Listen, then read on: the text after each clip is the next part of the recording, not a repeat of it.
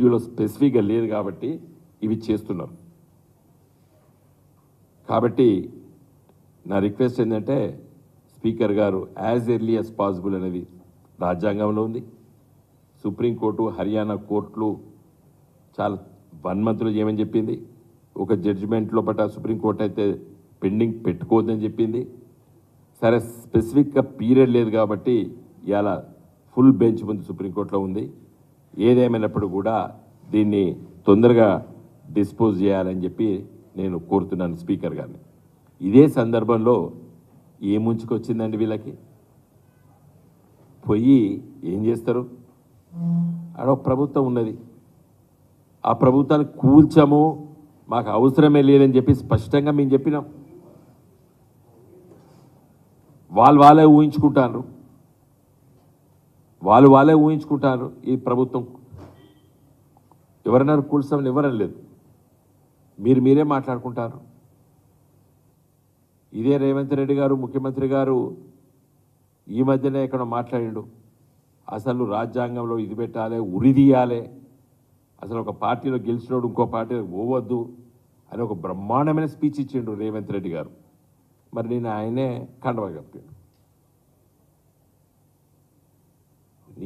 మన ముఖ్యమంత్రి అయిన తర్వాత ఇచ్చాడు, అసలు ఉరి తీయాలి, రాజ్యాంగంలో అట్లా పెట్టాలి, అసలు పార్టీ డిస్క్వాలిఫై ఇమ్మీడియట్గా చేయాలి, పార్టీలు ఎట్లా మారుతారు అని చాలా విషయాలు చెప్పారు. వారు అనుకున్నారు వాళ్ళ పార్టీ వాళ్ళు మారుతారు కాబట్టి ఆయన స్పీచ్ ఇచ్చిండు.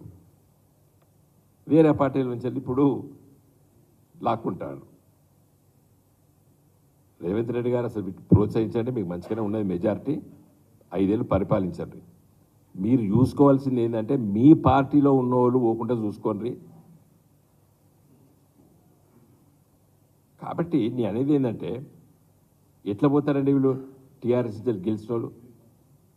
ఇలా ప్రజలు ఎంత బాధపడుతున్నారు, ప్రభుత్వమే పోయినందుకు బాధపడుతున్నారు. ఇలా ఎంపీలు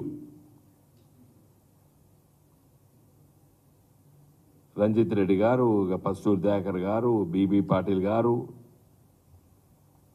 కొంతమంది కాంగ్రెస్కు, కొంతమంది బీజేపీకి. ఇలా బీజేపీ టికెట్ ఇచ్చిన దాదాపు 8-9 మంది ఈ గులాబీ జెండా ఎంపీలు నాతో పనిచేసిన వాళ్ళు పార్లమెంట్లో. నా రిక్వెస్ట్ ఏంటంటే మీరు దయచేసి